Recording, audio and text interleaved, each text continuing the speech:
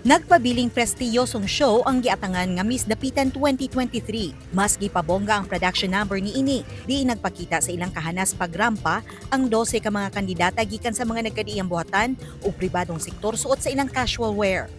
Gipakita sab ang mabulukong tradisyon o kultura sa Dapitan diha sa ilang festival attire. Paseksihan suot na ang ilang mga swimwear, dintag sa tagsa sab sila nga gipangutana sa ilang mga opinyon kabahin na sa mga nagkadaiyang topiko sama sa edukasyon, cyberbully, racism, global warming ug uban pa.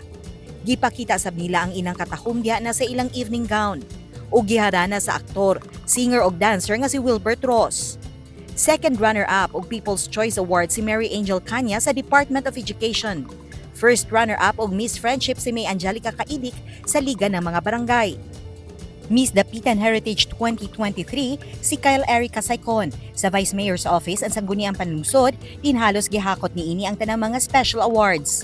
Mentras Miss Dapitan Tourism 2023 ug lain pang upat ka mga minor awards nga Best in Casual Wear, Best in Swimwear, Best in Festival Attire ug Miss Photogenic ang nakuha ni Shane Lapis sa Glorious Fantasyland.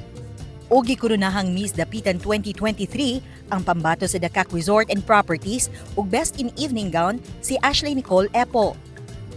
Miss Dapitan is really a big pageant, and this is a great third title. And I know nga sa Miss Dapitan, it's not just about the glamour, but it's also about service to my fellow Dapitanons. And I'm so happy to be a Dapitanon, and yeah, I'm finally here. I'm living my dream. Garbo karon sa syudad ang napiling bagong Ambassadress of Goodwill nga makatabang para mas mailapa ang syudad, labi na sa ilang mga mabulukong kultura ug tradisyon nga kabilin pa ni Dr. Jose Rizal. You've already seen the lovely ladies and they really competed well. Close ang competition.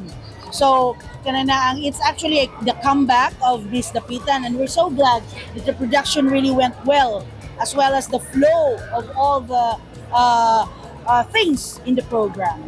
The preparation was quite challenging, also considering the budget constraints and also the manpower is going to work with us.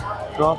But in God's willing, we were able to achieve the primary goal of Miss Dapitan 2023, to produce, if not the best, but one of the best beauty pageants in the province.